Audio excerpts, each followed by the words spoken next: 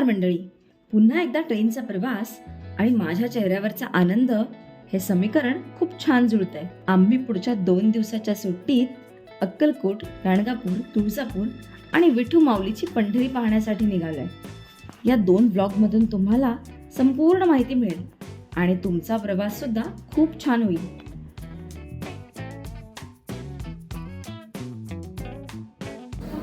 To 2157 आणि ही train घेऊन आम्ही चाललो आहोत अक्कलकोटला. चेन्नई एक्सप्रेस आहे. ही ट्रेन दररोज धावते. तिथून जर तुम्हाला अक्कलकोटला जायचं असेल तर या ट्रेनची जर्नी तुम्ही करू शकता. ही ट्रेन 10:52 CST वरून सुटते. जी तुम्हाला दादरला तुम्ही पकडू शकता. त्याच्यानंतर डायरेक्ट तुम्ही कल्याणला पकडू शकता. ही ट्रेन ठाण्याला थांबत नाही. त्याच्यामुळे आम्ही डिरेक्टली नवी मुंबईतून CST पर्यंत आलो आणि ही ट्रेन पकडली आहे. आणि अजून एक ट्रेन आहे जी अक्कलकोटला जाते, पण ना ती ट्रेन सकाळची आहे. सकाळी 8 वाजताच्या अप्रॉक्सिमेटली ती ट्रेन सुटते आणि 4-4:30 ला तुम्हाला अक्कलकोटला सोडते. सो ज्यांना दिवसाचा प्रवास करायची इच्छा असेल ते ही सकाळची ट्रेन घेऊ शकतात आणि ज्यांना ऑफिस संपवून रात्रीचा प्रवास करायचा असेल ते लोक ही रात्रीची ट्रेन घेऊ शकतात. पाठीमागून समोरून घेतात ते.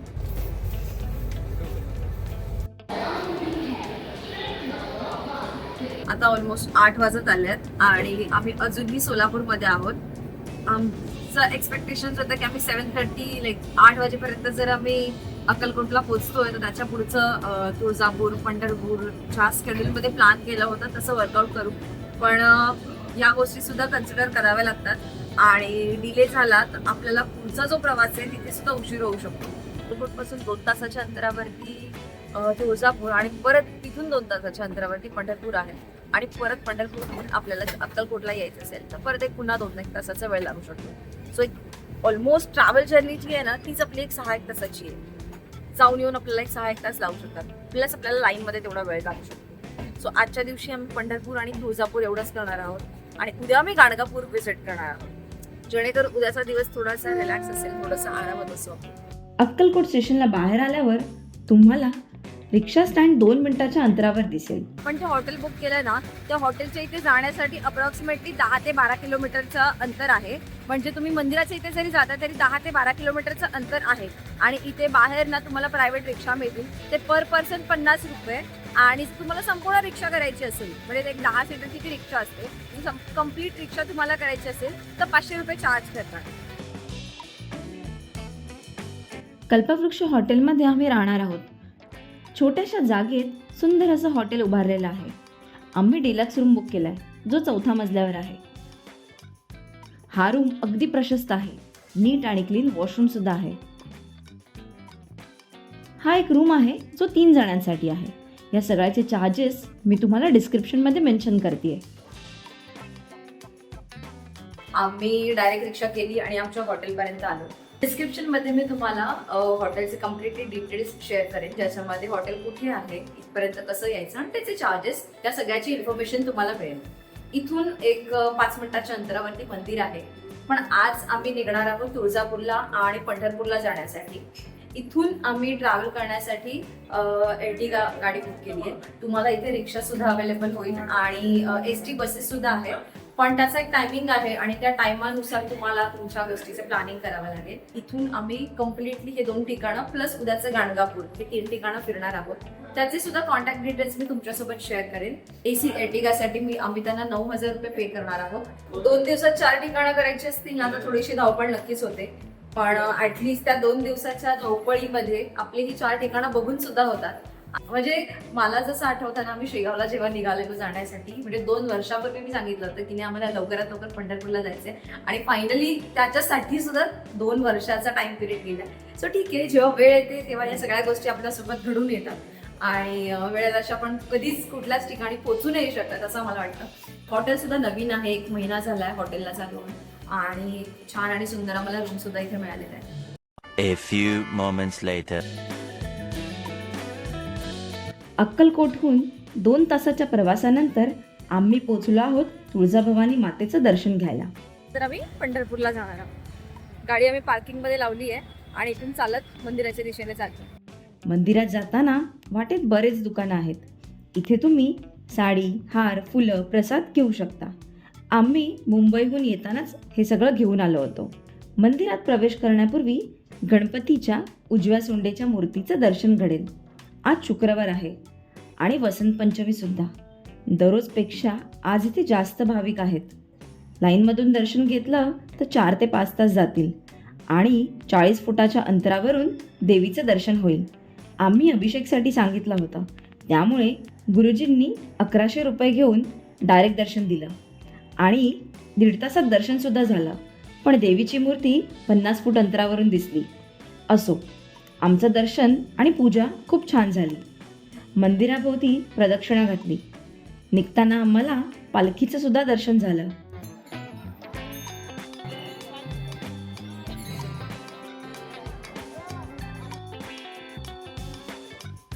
ही जी रांग आहे ना, ती कुंडात स्नान करण्यासाठी लागली आहे. बाहेर आल्यावर आम्ही जेवलो आणि निघालो विठू माऊलीच्या दर्शनासाठी. तुळजाभवानीचं दर्शन घेऊन आलोय आणि त्याच्यानंतर आता मी पंढरपूरला निघालोय दर्शन घेण्यासाठी. आता ऑलमोस्ट 4:30 झाल्यात आणि इथून एक 2.25 तासाचं अंतर आहे. आपल्याला पंढरपूरला पोचायचं आहे. म्हणजे आम्हाला पोचेपर्यंत एक अंदाजे 6:30 वगैरे होती, कारण 114 किलोमीटर अंतर आहे.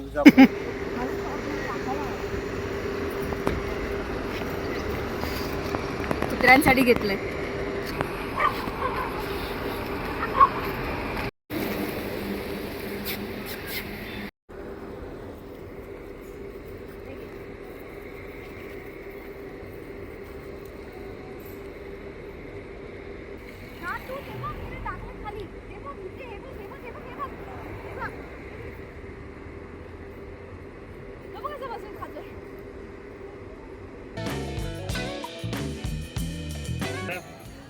खुशी ना खूप जास्त आहे, एक्सप्लेन नाही करू शकत. ऑलरेडी एवढा रात्रीभर प्रवास केला. त्याच्यानंतर आम्ही हॉटेल रूमवरती आलो आहे. पटापट आवरून निघालो. आम्ही तुळजापूरला गेलो, तुळजाभवानी मातेचं दर्शन घेतलं. आता संध्याकाळचे 7:30 वाजलेत आणि आम्ही पंढरपुरात आलो आहे. आज आहे वसंत पंचमी आणि आज असं विठ्ठलाचं आज लग्नसुद्धा झालं होतं. त्याच्यामुळे आज इथे खूप जास्त गर्दी आहे. भरपूर सारे वारकरी सुद्धा आले तिथे आणि हे भरपूर सारे वारकरी आम्ही तुळजाभवानी मातेच्या मंदिरात सुद्धा पाहिले. तिथे सुद्धा खूप जास्त गर्दी होती.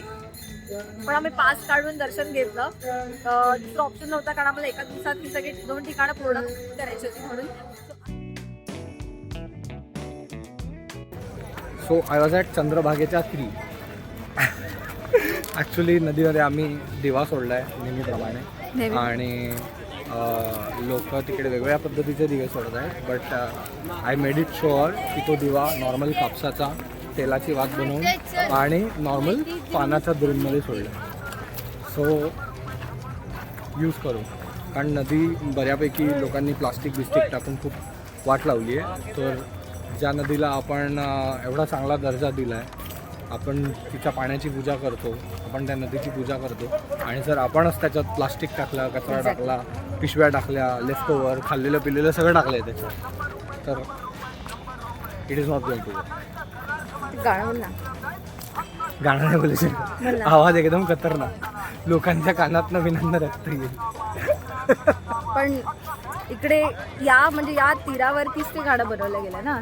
चंद्रभागेच्या तीरी उभा मंदिरी तो पहा विठेवरी, विठ्ठल विठ्ठल जय हरी. इथे तुम्हाला द्वारकाधीशाचं मंदिर दिसेल. नक्कीच पहा, खूप सुंदर आहे. पंढरपुरात पोहोचल्याचं समाधान इतकं होतं की शब्दच नव्हते बोलण्यासाठी. परंतु गर्दी देखील खूप होती. आज विठू माऊलीचं आणि रखुमाईचं लग्न झालं होतं. पंढरपुरात नेहमीपेक्षा जास्त भाविक होते. इथे सुद्धा लाईनमध्ये 4 ते 5 तास लागणार होते आणि तोपर्यंत मंदिर बंद करण्याची वेळ सुद्धा आली होती. काय करू हा विचार मनात चालू होता. मला तर वाटलं की आज दर्शनच नाही होणार. ऑलमोस्ट रडायला आले होते. इतक्यात समजलं की मुखदर्शनाला खूप कमी गर्दी आहे. अर्ध्या तासात दर्शन होईल. मग शेवटी मुखदर्शनासाठी गेलो. चरण स्पर्शाच्या दर्शनासाठी पुन्हा ये, कदाचित हेच माऊलीच्या मनात असावं. म्हणून आज आनंदाने मुखदर्शन करून बाहेर आलो. अनेक पालख्यांचं दर्शन सुद्धा झालं. आज त्यांच्या लग्नाच्या दिवशी आम्ही पंढरपुरात आहोत. या आनंदाला तोड नाही. याला नामदेव पायरी म्हणतात. मोठ्या स्क्रीनवर बाहेर सर्वांना दर्शन क्षणोक्षणी मिळत होतं.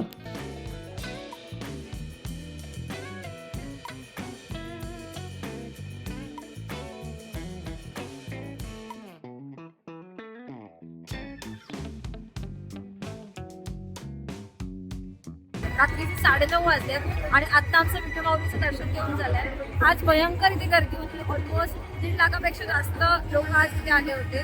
त्याचं रिझन फक्त एवढंच आहे, कारण आज विठ्ठल रखुमाईचं लग्न होतं, आज वसंत पंचमी होती. या गोष्टीमुळे तिथे खूप जास्त गर्दी झाली होती. सो त्याच्यामुळे मुखदर्शनाच्या लाईनला पण गर्दी होती आणि चरण स्पर्शाच्या लाईनला पण खूप गर्दी होती. म्हणून फायनली आमचं दर्शन झालं आणि त्याच्यात आम्ही खूप खुश आहे. मला वाटतं दर्शन नाही होते, मी ऑलमोस्ट रडायला आलेली की एवढं लांब होऊन माझं दर्शन नाही होणार आहे. आणि हे मला जरा पण जमलं नसतं की माझं म्हणजे मी येऊन दर्शनच नाही घेऊ शकत, पण झालं. सो मी खूप खुश आहे त्या गोष्टी. आणि मला एक क्वेश्चन आहे की तुम्हाला आणखी काय बोलली ते ऐकू येतंय का? कारण मागे ढोल ताशे वाजत आहेत आणि वसंत पंचमी आहे, तर लग्नाचं सेलिब्रेशन सुरू आहे.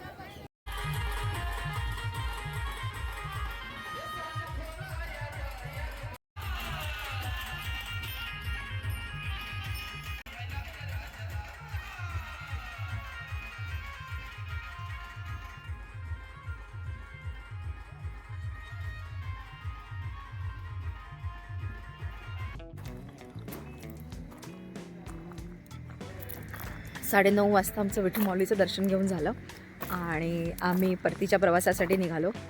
खूप खुश आहे मी, भारीवाले वाईब्स होते तिथे. सो ठीक आहे, आता आम्ही वाटेतच जाताना एक शिवरत्न फॅमिली रेस्टॉरंट म्हणून पाहिलं आणि तिथे थांबलो. आता ऑलमोस्ट 11:15 होत आलं.